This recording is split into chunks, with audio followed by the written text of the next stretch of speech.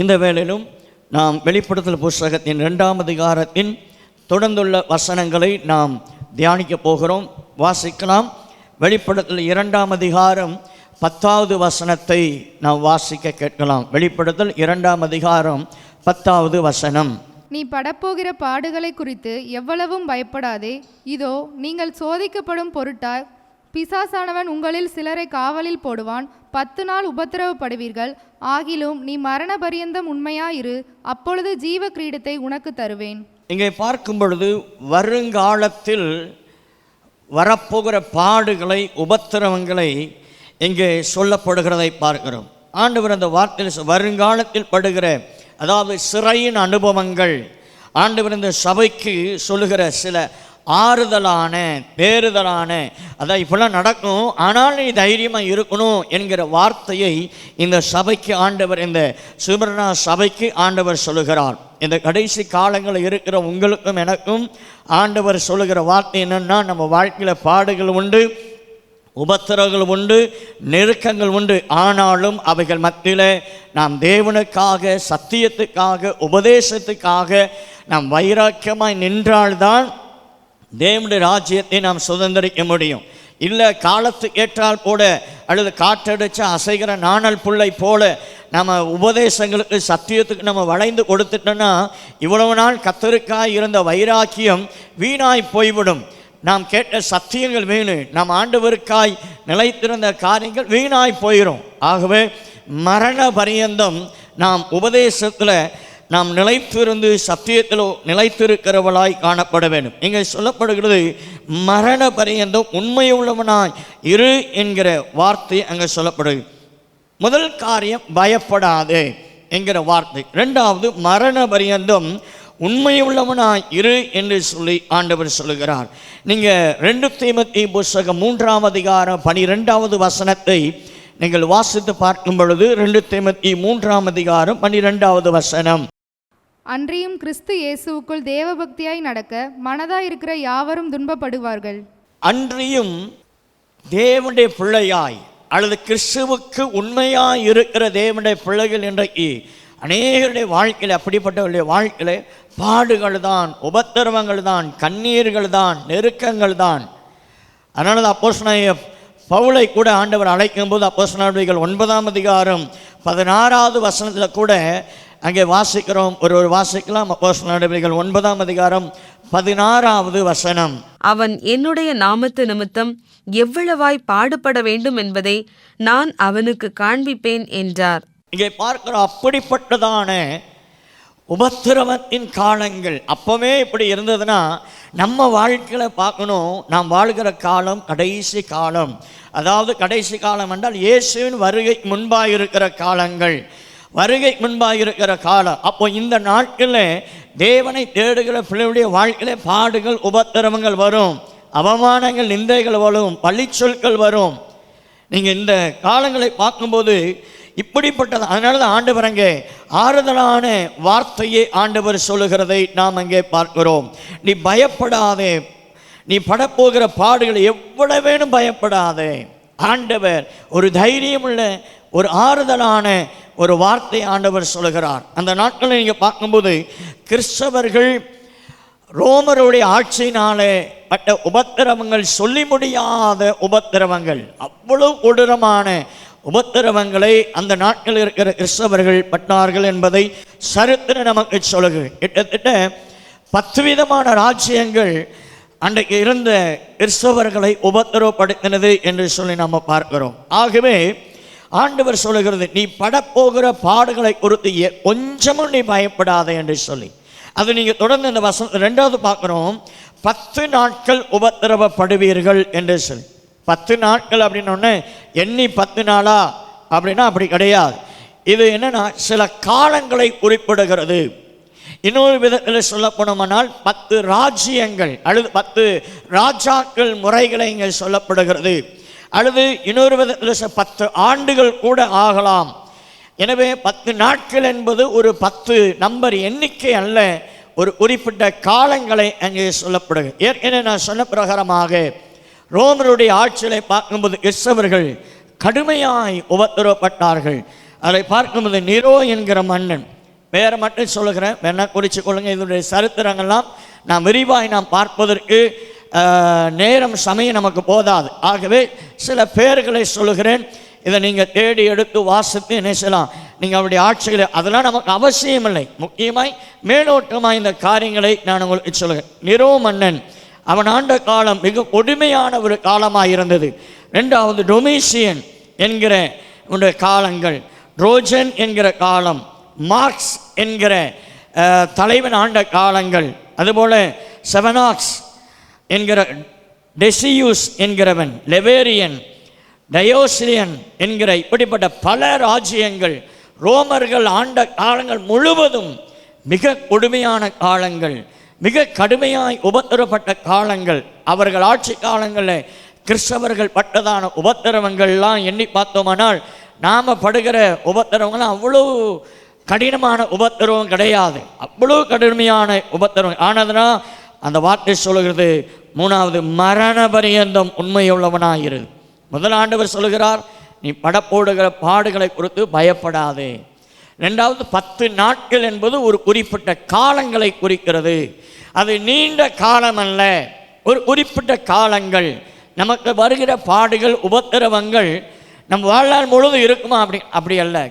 நம்முடைய ஜெபத்துக்கு கர்த்தர் பதில் தருகிறவர்.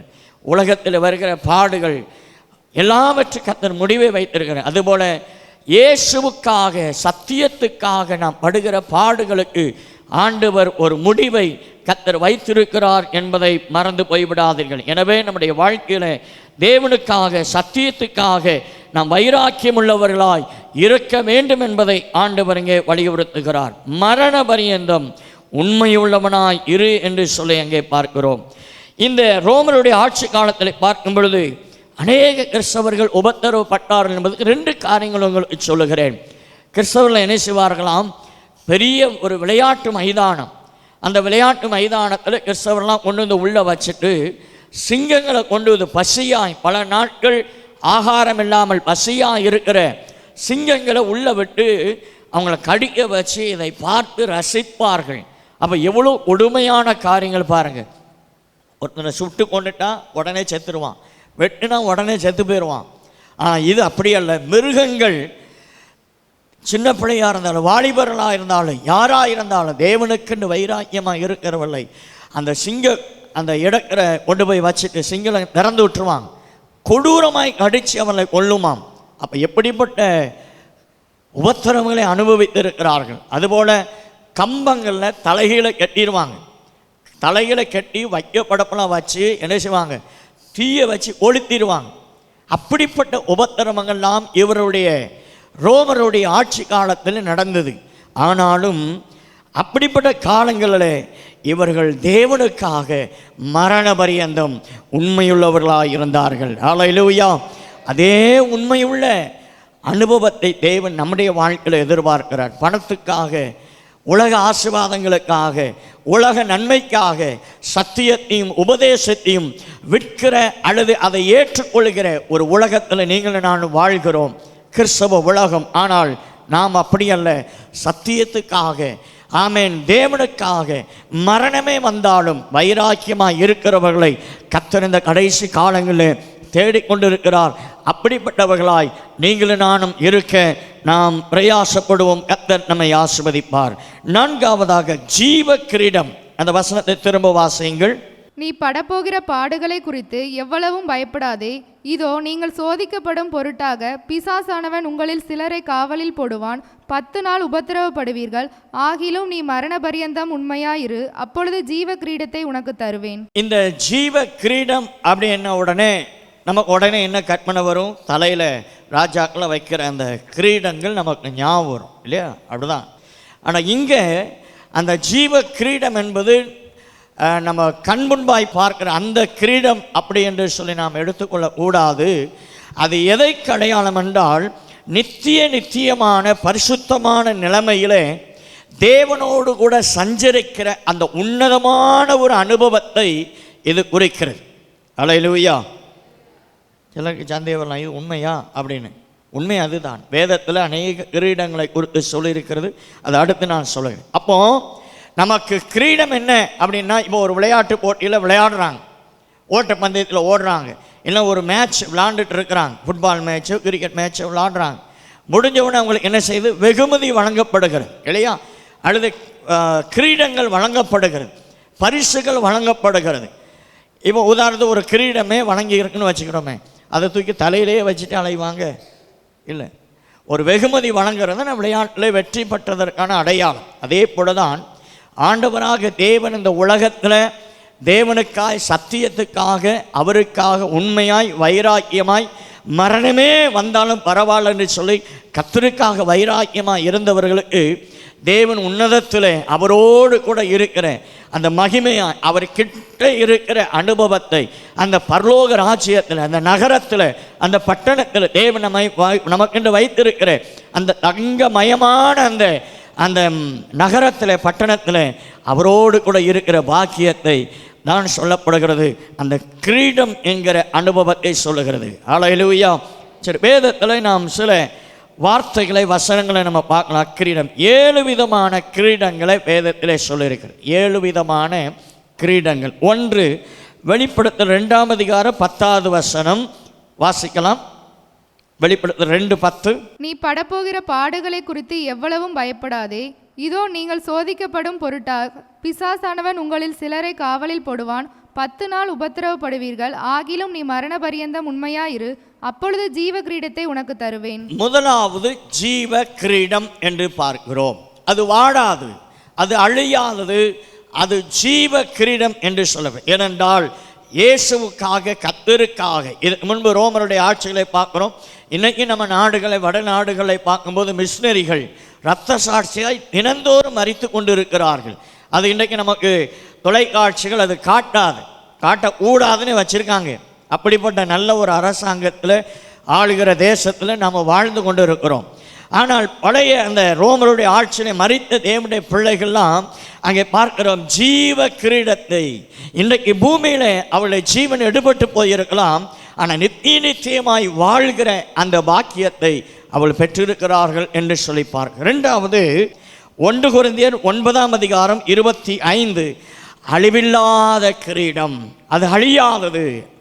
அப்படின்னா என்ன அப்படின்னா, இந்த உலகத்தில் சர்வப்பிரகாரமான நம்முடைய ஜீவன் அழிந்து போகும், ஆனால் அங்கே இருக்கிற அனுபவம் அப்படின்னா அழியாத ஜீவனுள்ள ஒரு கிரீடம் என்று சொல்லி பார்க்கிறோம். அழியாத கிரீடம், அழியாத ஒரு வாழ்வை கர்த்தர் நமக்கு வைத்திருக்கிறார். 3வது 1 தெசலோனிக்கேயர் 2ஆம் அதிகாரம் 19 மகிழ்ச்சியின் கிரீடம்.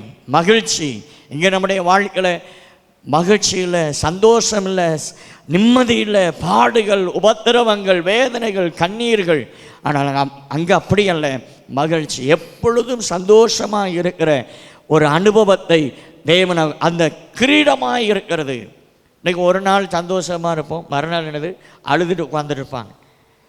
எப்பவும் வாழ்க்கையில் கண்ணீர்கள், எப்பொழுதும் வாழ்க்கையில் பாடுகள், எப்பொழுதும் வாழ்க்கையில் போராட்டம், எப்பொழுதும் பிரச்சனை, எப்பொழுதும். காலையில் எழுந்திரிச்சோன்னே இன்றைக்கி என்ன சந்தோஷமாக இருப்போமா, நிம்மதியாக இருப்போமா, இல்லை ஏதாவது பிரச்சனை வந்துடுமா, ஏதாவது வேதனை வந்துடுமா, ஏதாவது போராட்டம் வந்துடுமா, அப்படிங்கிற ஒரு காலத்தில் தான் நம்ம வாழ்ந்துட்டுருக்குறோம். ஆனால் அங்கே அப்படி அல்ல. தேவனுக்காக இந்த உலகத்தில் நாம் உண்மையுள்ளவர்களாய் நம்ம வாழ்ந்தோம்னா ஆண்டவர் அங்கே மகிழ்ச்சி என்கிற கிரீடத்தை தேவன் நமக்கு தருவார். உலகம் கொடுக்கிற சந்தோஷம் மகிழ்ச்சி அல்ல, அது தேவன் கொடுக்கிற சந்தோஷம், நித்தியமான ஒரு மகிழ்ச்சி. ஆமென். 4வதாக 2 தீமோத்தேயு 4:8 பார்க்கும் பொழுது, 2 தீமோத்தேயு 4:8 நீதியின் கிரீடம். உலகத்தில் நமக்கு நீதி இல்லை, அநீதியான உலகத்தில் நம்ம வாழ்ந்து கொண்டு இருக்கிறோம்.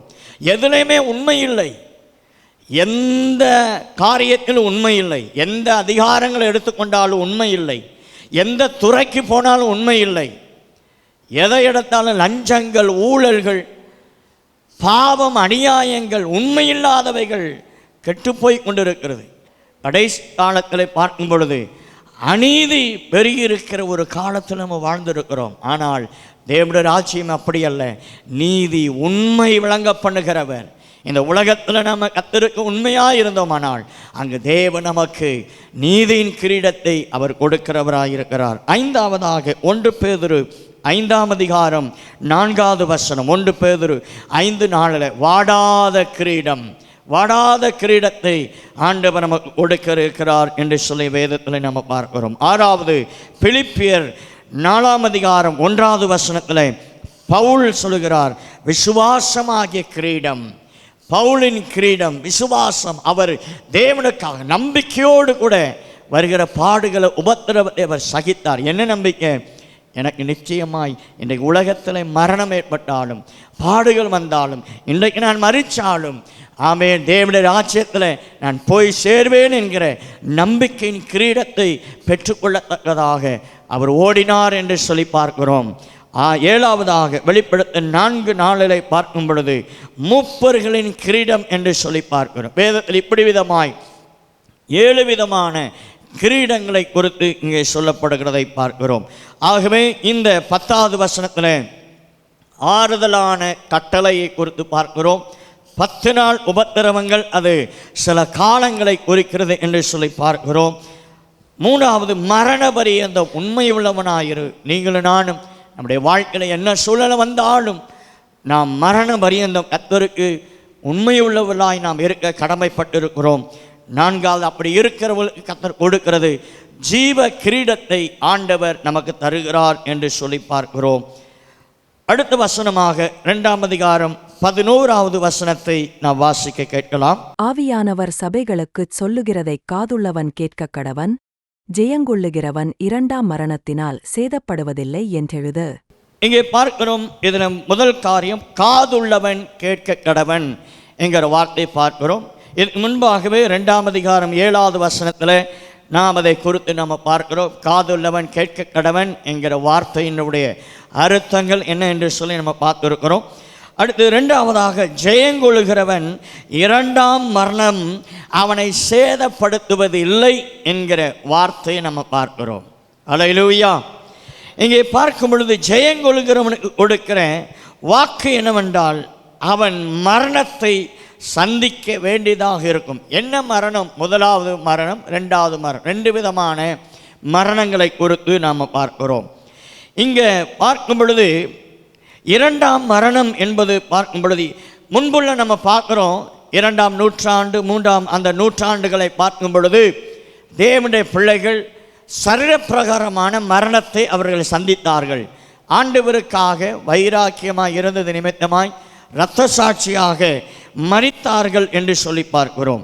உதாரணமாக 3ஆம் நூற்றாண்டிலே பார்க்கும் பொழுது ரோமருடைய ஆட்சி காலத்தில் ரோமர்கள் இந்த உலகத்தை ஆண்ட காலங்களை பார்க்கும்போது கிட்டத்தட்ட 50 லட்சம் கிறிஸ்தவர்கள் கொல்லப்பட்டதாக சரித்திரம் சொல்லுகிறது. அவர்கள் காலத்தில், அதாவது 3ஆவது நூற்றாண்டு காலங்களிலே, அந்த காலங்களை பார்க்கும்போது ரோமர்கள் ஆட்சி காலங்களிலே கிட்டத்தட்ட 50 லட்சம் கிறிஸ்தவர்கள் கொடூரமாய் கொல்லப்பட்டதாக சரித்திரம் சொல்லுகிறதை பார்க்கிறோம். ஆகவே இவர்கள் மரணத்தை, அதாவது மரணம் வரைக்கும் அவர்கள் உண்மையுள்ளவர்களாக இருந்தார்கள்.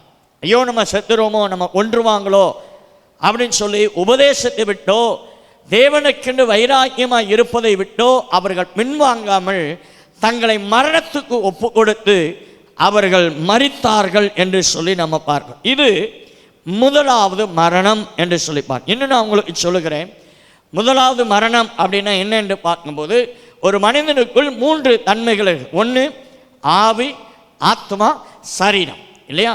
நம்ம சரீரத்தை பார்க்குறோம், ஆவி ஆத்மாவை நம்ம உள்ளே இருக்கிறது. புரிஞ்சதா? விளங்குதா?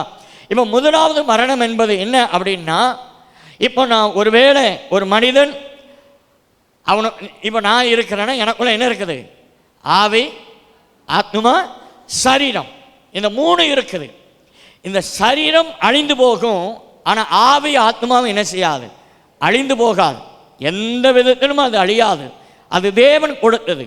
அப்போ இப்போ பாருங்க, ஒரு மனிதன் இருக்கிறான் அப்படின்னா, இப்போ வயசாச்சு செத்து போயிட்டான் அப்படின்னா அவனை அடக்கம் பண்ணிடுவாங்க. அவனுடைய சரீரம் என்ன செய்யும்?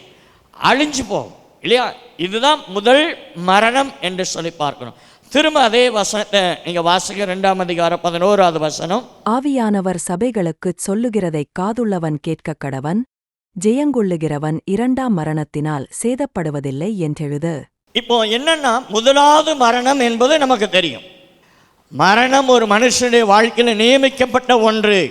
ஒரு மனுஷன் பிறப்பான் என்றால் அவனுக்கு மரணம் என்பதை தேவன் எழுதி வைத்து விட்டார். ஆகவே இந்த உலகத்தில் வாழ்கிற நானாக இருந்தாலும் கேட்கிற நீங்களாக இருந்தாலும் நம்முடைய வாழ்க்கையில் இயேசுவின் வருகை தாமதிக்குமானால் நாம் மரணத்தை சந்தித்து தான் ஆக வேண்டும். அது மனிதனுக்கு நியமிக்கப்பட்ட ஒன்று. அப்போ இந்த உலகத்தில் ஆண்டவருடைய வருகை தாமதித்து நாம் சரீரப்பிரகாரமான மரணத்தை சந்திக்கிறோம். இதற்கு பெயர்தான் முதலாம் மரணம் என்று சொல்லி பார்க்கிறோம். இது சரீரப்பிரகாரமான மரணம். இது எல்லாருக்கும், நல்லவர்களாக இருந்தாலும் தீயவர்களாக இருந்தாலும் கிறிஸ்தவர்களாக இருந்தாலும் கிறிஸ்தவர் அல்லாதவர்களாக இருந்தாலும் எல்லாரும் சந்திக்கக்கூடிய ஒன்று இந்த சரீர மரணம் என்று பார்க்கிறோம். ரெண்டாவது மரணம் என்பது நான் சொன்னேன் இல்லையா, ஆவி ஆத்மா. இந்த ரெண்டு என்ன செய்யணும், மரித்த இமைப்பொழுது அது நம்முடைய சரீரத்தை விட்டு மறைந்து போய்விடும். அது ஒன்று இளைப்பாறுதல் ஸ்தலத்தில் அது போயிருக்கும். தேவனுடைய பிள்ளையாய் வாழ்ந்தாள், தேவனுக்காய் வாழ்ந்தாள், அந்த மரணத்துக்கு முன்பு வரைக்கும் கர்த்தருக்காக வைராக்கியமாய் வாழ்ந்தாள், அது இளைப்பாறுதல் ஸ்தலத்தில் போய் இருக்கும் என்று சொல்லி பார்க்கிறோம். அப்போ இந்த ஆவி ஆத்மா என்ன செய்யாது, அழியாத ஒன்று. அதைத்தான் நம்ம இங்கே வேதத்தில் பார்க்கும் பொழுது வெளிப்படுத்தல் புஸ்தகம் 20ஆம் அதிகாரம் 15வது வசனத்தில் வாசிக்கும் பொழுது இந்த ஆவி ஆத்மாவை குறித்து நான் சொன்னேன் இல்லையா, இது கடைசி இந்த 7 வருஷம் உபத்திரவ காலம். இயேசுடைய வருகைக்கு அப்புறம் 7 வருஷம் உபத்திரவ காலம். 7 வருஷம் உபத்திரவ காலம் முடிஞ்ச பிறகு அடுத்தது கோகுமாக யுத்தம் நடக்கும். மன்னிக்கவும், அர்மகதோன் யுத்தம் நடக்கும். அர்மகதோன் யுத்தம் நடந்த பிறகு 1000 வருட அரசாட்சி நடக்கும். 1000 வருட அரசாட்சி முடிஞ்ச பிறகு கோகுமாக யுத்தம். அது பிசாசுக்கும் தேவனுக்கும் நேரடியாக நடக்கிற யுத்தம். கடைசியாக ஒரு உயிர்த்தெழுதல் நடக்கும். அது மரித்த துன்மார்க்கர் எல்லாரையும் ஆண்டவர் உயிரோடு கூட எழுப்புவார். அதாவது பரிசுத்தவான்கள் அவர்களுக்கு முதலே உயிர்த்தல் நடக்கும். ஆனால் கடைசி உயிர்த்தெழுதல் யாருக்கு என்றால் மரித்த துன்மார்க்கர்கள். ஆதியிலிருந்து ரகசிய வருகை அல்லது 1000 வருட அந்திகிறிஸ்துவின் காலம் வரைக்கும் மரிக்கிற துன்மார்க்கர்கள் எல்லாரையும் ஆண்டவர் உயிரோடு கூட எழுப்பி அவர்கள் நம்மளை போல உயிரோடு கூட இருப்பார்கள்.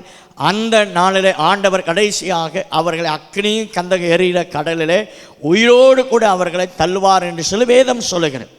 அப்போ சரி, இப்போ நான் இந்த வார்த்தைக்கு வந்துடுறேன். இப்போ என்னன்னா, மரித்த சரீரம் போயிருது. அப்போ இந்த ஆவி ஆத்மா அழியாதது. இந்த ஆவி ஆத்மாவும் தேவன் தந்த அவரிடத்தில் நம்ம போகணும், அந்த பரலோக ராஜ்யத்துக்கு போகணும். அப்போ போகணும் அப்படின்னா இந்த உலகத்தில் தேவனுக்காய் நாம் வாழ்ந்தோமானால் பரலோக ராஜ்யத்தை சுதந்திரிக்கும். தேவனுக்கு பிரியமில்லாமல் நாம் போவோமானால் அது நித்தியமான நரகத்தில் ஆக்கினியிலே போகும். அதை குறித்து வெளிப்படுத்துதல் 20ஆம் அதிகாரம் 15வது வசனத்தை நான் வாசிக்க கேட்கலாம்.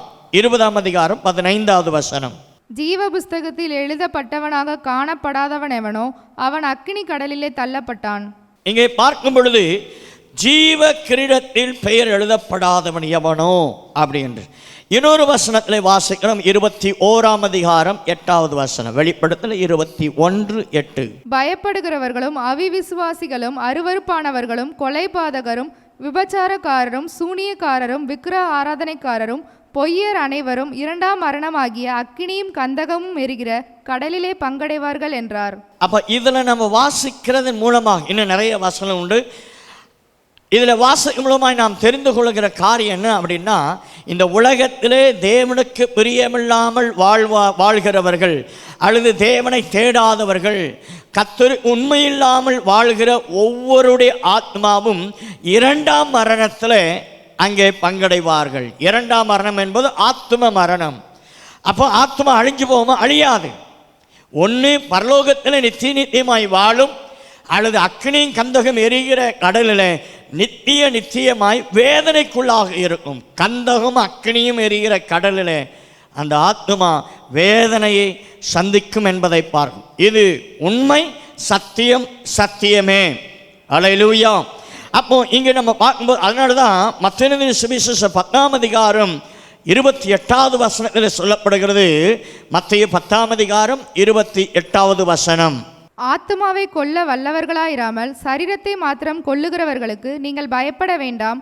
ஆத்துமாவையும் சரீரத்தையும் நரகத்திலே அழிக்க வல்லவருக்கே பயப்படுங்கள். அப்போ இங்கே என்ன வாசிக்கிறோம்? ஆத்துமாவை, அதாவது சரீரத்தை கொல்லுகிறவனுக்கு நினைச்சக்கூடாது, பயப்படக்கூடாது. அதனால தான் தேவனுடைய பிள்ளைகள் எவ்வளோ உபத்திரம் வந்தாலும், என்ன சித்திரவதைப்படுத்தி அவர்களை கொலை செய்தாலும் அதை பொறுமையோடு கூட ஏற்றுக்கொண்டதுக்கு காரணம் தெரியுமா?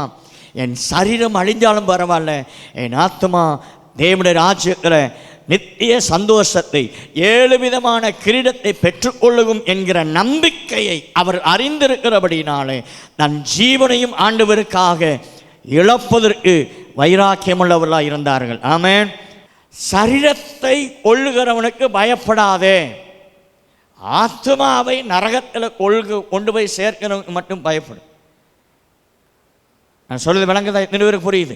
அப்போ நம்ம வாழ்க்கையில் சரீரத்தில் பலவீனம் இருக்கலாம், பல பிரச்சனைகள், பல போராட்டங்கள், பல உபத்திரவங்கள், பல பாடுகள் வழியாக போனாலும் நம்முடைய ஆத்மாவை கிறிஸ்துவுக்குள்ளே காத்து கொள்ளுகிறதுல ரொம்ப ஜாக்கிரதையாக நம்ம ஓடணும். ஏன்னா அந்த ஆத்மா விலையேறப்பட்டது உண்டு.